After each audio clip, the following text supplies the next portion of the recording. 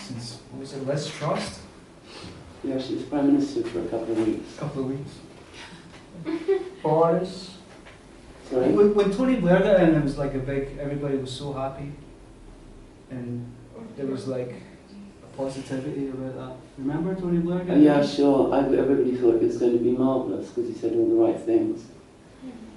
I checked them actually. I was going to vote for him, but I'm glad I didn't. But he ended up being just the same as... War criminal. Well, I mean, yeah, he lied. Mm-hmm. I mean, I don't think Bush, I mean, everybody knows that if Britain hadn't supported the war on terror, Bush wouldn't have gone in. And he lied. And what happened to David Kelly? You know, the inspections who'd been there? It looks like he was murdered. He was found under a tree. Was it wrist slit or something? But there was no blood and the body had been moved. Yeah, they killed him. Bet your ass. I mean, disgusting. I did a Gel Tony t-shirt and I got into so much trouble. What? What was it? What did it say on it? I just said Gel Tony. Oh, Jail Tony. I thought it said Kill Tony. No, not kill. It's definitely too good for him. Yeah, it's over too quickly. But the same thing happened in America with Obama, you know, everybody was so happy he got in. I know, it's just PR job for the same old. They're all the same, this is a Well, problem. Biden is probably, and he's moving to extreme right, isn't he? Extreme. I mean, we don't need political parties long term. Mm-hmm. We should be just voting on issues. Yeah. Mm-hmm. That makes I mean, sense. it's Neanderthal. That's what they do in Switzerland. Just Yeah. issues, right? I mean, they've got political parties, but they're much smaller. But, you know, something can just come up that, you know, there's an issue and they have a referendum and it could come from anywhere.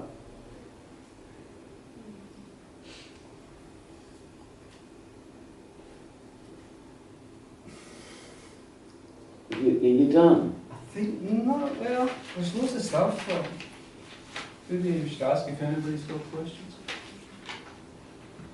There you go. Better than mine. So, well, coming on to the Switzerland thing, like, it works that at the end of the day, Switzerland is a really small country compared to a really big one. So, what would be the best way of putting politics in a country like America, where you have millions and millions of citizens who everybody thinks different, who everybody has different culture, background, and nobody's gonna ever, like, be on the same page on things. Well, it's really whether you do, if you did referendums, it's whether it's first past the post, whether you get, you know, 50%, or whether you say it's got to be 60%.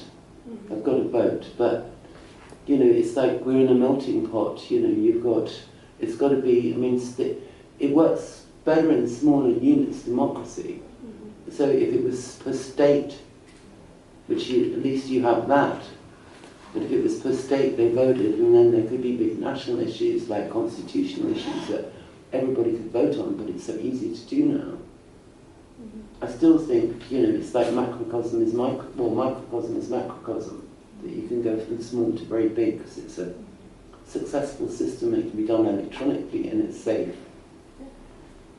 But check out Democracy OS, that Pia Mancini woman, because it's amazing what they do and the app is incredible.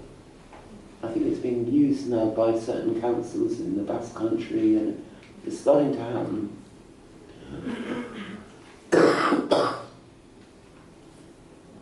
Anything from anybody else?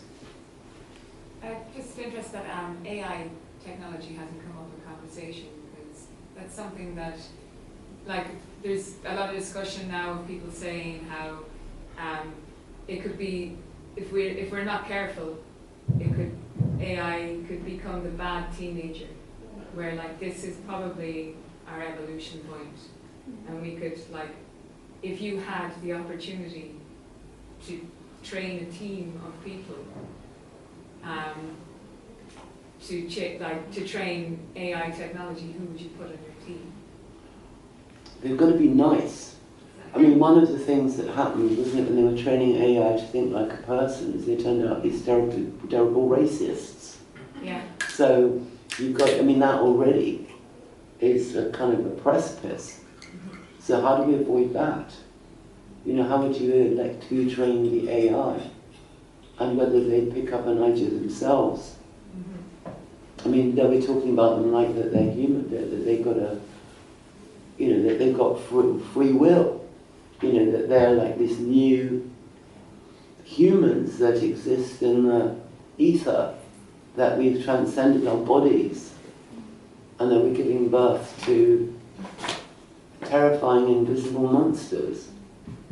It looks like something we've got to be really careful of. It's funny, I'm just reading a bit about it, and just taking pictures of the guys before you all came in, and there were these little kind of facial recognition things that came up on my phone. I thought, yikes, this is really, I didn't ask for these to be allowed in.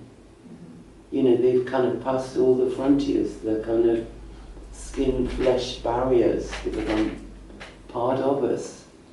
Yeah, huge dilemma. It's huge, and I feel that it's really important if we talk about saving the world. Feck humanity. Humanity for me is a dying race at this point anyway.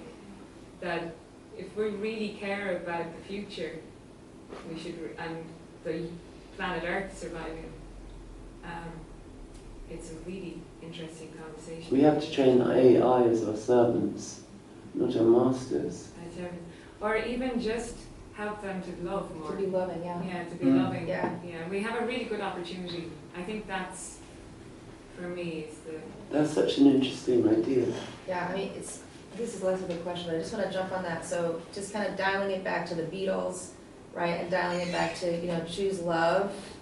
And this just jump off point with these books by Yuval Harari.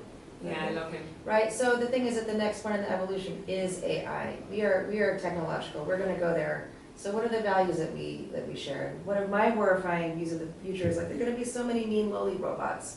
They're just going to be so mean to each other.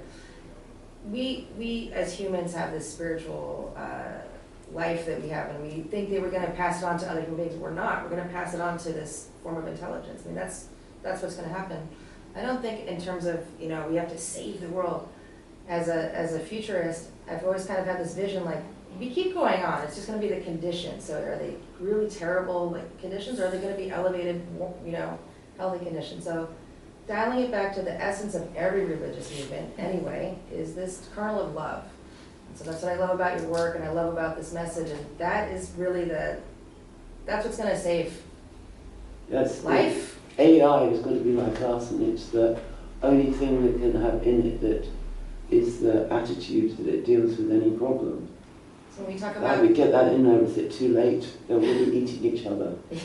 Fighting for different brands, can you imagine? Yeah. AI wars, oh God. But if we have this, if we have an artistic and cultural revolution again, like we had in the 60s again, I mean, it's always kind of ongoing, it hasn't really stopped, but really pumping our resources into art. So people are afraid of AI and losing their jobs and losing, talking about, shutting everything down. What are people going to do for money? There's plenty of money, there's plenty of resources, but people need to be inspired and trust and value creating and speaking up. So we need some kind of PR exercise. Sorry, that wasn't a question. I'm just worried that we haven't got sound for because that was such an interesting thing that you said. Okay. You picked it up. Wait. Okay. Just checking. I need to cut. Okay. One moment. Anybody else?